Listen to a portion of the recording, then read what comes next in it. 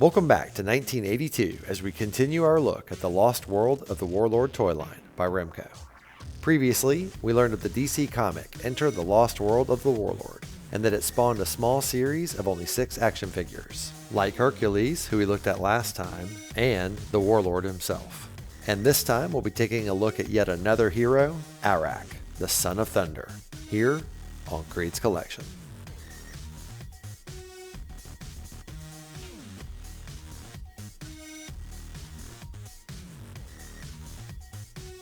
Hey, welcome back to another episode of KREED'S Collection.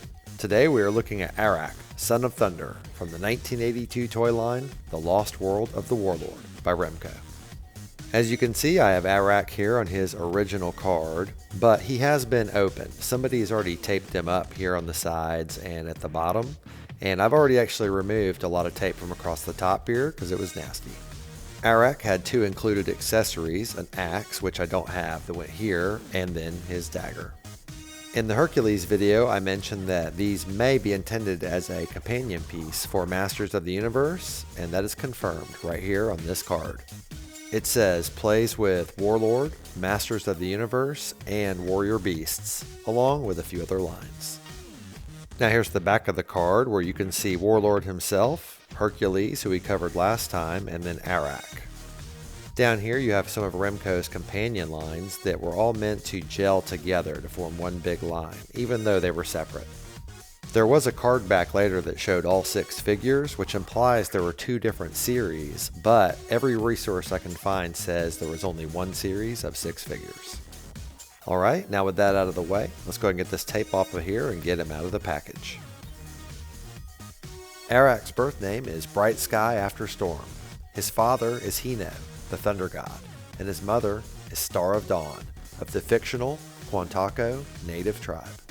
The name Arak came from the Vikings who raised him after his family and most of his tribe were slaughtered by an evil deity. His name is actually Arak, but Arak pronounces it incorrectly. Because he is a demigod, Arak has many magical abilities like weather manipulation, earth control, longevity, and the ability to create illusions. He is also trained in hand-to-hand combat and is proficient with knives, axes, and a bow and arrow. When Arak was first created, he was supposed to be a Conan the Barbarian clone. However, as his storyline progressed and more of his past was revealed, he became more and more Native American.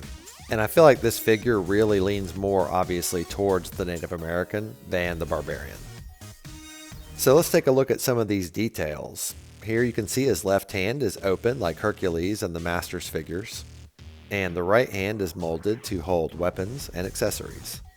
Now right here on the front you have his loincloth, I guess you'd call it, and this is made out of the same vinyl plastic that Star Wars figure capes were made out of. And then around here on the back you have this thing right here, which is a spot to store his dagger. And that is awesome, because I was thinking, what do you do with his knife when he holds his axe? He can't hold both. Well, they thought of that. The only problem with it is, see how thin it is? Now this is 100% intact, but look how tiny that is on each side.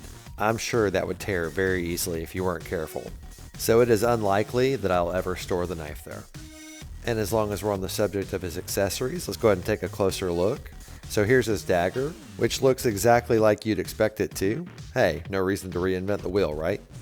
And it fits in Arak's hand perfectly, ready for him to defend himself against any enemies who may be willing to attack. And here's a quick picture of his axe, since I don't actually have it to show. Now we'll go ahead and take a look at Arak's articulation. Right here in the legs, these Lost World of the Warlord figures have ball joints, which is awesome because check it out, they can hold a pose. This is one spot where they are superior, and I wish Masters figures had that as well. Now here at the waist, they do have swivel, but they don't have the spring-loaded power punch like Masters figures. The arms can go up and they can go down, obviously. Head can turn left and right, and that is it. That covers all the points of articulation for Arak and Lost World of the Warlord. I just wanted to point out before we move on that in addition to the Lost World comic, Hercules actually had his own comic, Hercules Unbound, and Arak had his own title, Arak, Son of Thunder. However, Arak's first appearance is in Warlord number 48. Also, there is a vest-wearing variant of Arak that has no loincloth, And the way to tell them apart without the vest is the bracelets are gold on this version, whereas they are white and orange on the regular version. I assume this is the variant because Arak never has a shirt or vest on in any of the pictures I've seen of him except for this toy. There is one small flaw in my Arak figure. His arms and his body are now a slightly different color. That just comes with age, different parts made in different factories. It's kind of a thing. You just have to accept it with these older figures. Thankfully, it's not that big of a difference, so it's not too noticeable.